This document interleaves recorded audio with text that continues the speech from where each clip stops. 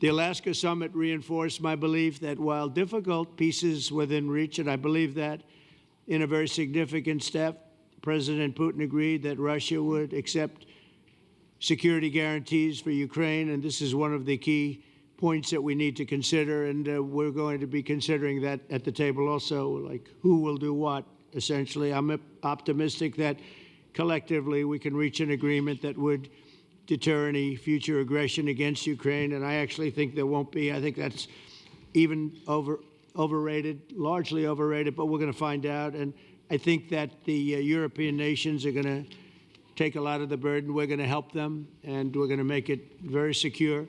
We also need to discuss the possible exchanges of territory, taking into consideration the current line of contact. That means the war zone, the war lines that are pretty obvious, very sad, actually, to look at them.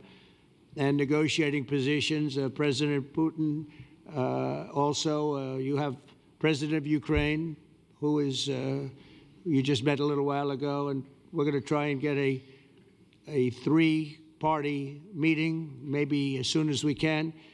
And I have a feeling you and President Putin are going to work something out. Ultimately, this is a decision that can only be made by President Zelensky and by the people of Ukraine working also together in agreement with President Putin. And I just think that's very good things are going to come of it. So I hope we have a good meeting. And if we can have a good meeting, I'll set up a meeting with President Putin. And if you'd like, I'll go to that meeting. And not that I want to do that, but I will do that because we want to save a lot of people from dying. A lot of people are dying, and we got to save them. We've got to save it. 5,000, 6,000, 7,000 people sometimes a week. All of us would obviously prefer an immediate ceasefire while we work on a lasting peace, and maybe something like that could happen. As of this moment, it's not happening, but President Zelensky and President Putin can talk a little bit more about that. You know, in the 6 or so wars that we stopped, we haven't had a ceasefire. And so I don't know that it's necessary. You can do it through the war, but it would be, I like the ceasefire from another standpoint. You immediately stop the killing.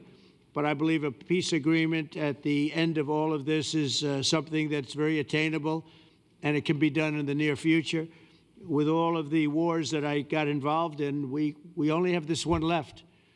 Of course, as I walk out the door, there'll probably be a new one starting, and I'll get that stopped too. But I thought this was going to be one of the easier ones. It's actually one of the most difficult. They're very complex.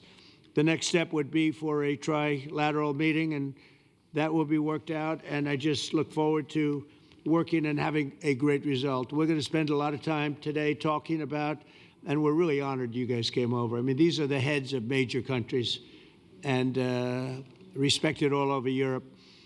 And they speak for, largely, I think I should say, but pretty much for the other countries of Europe.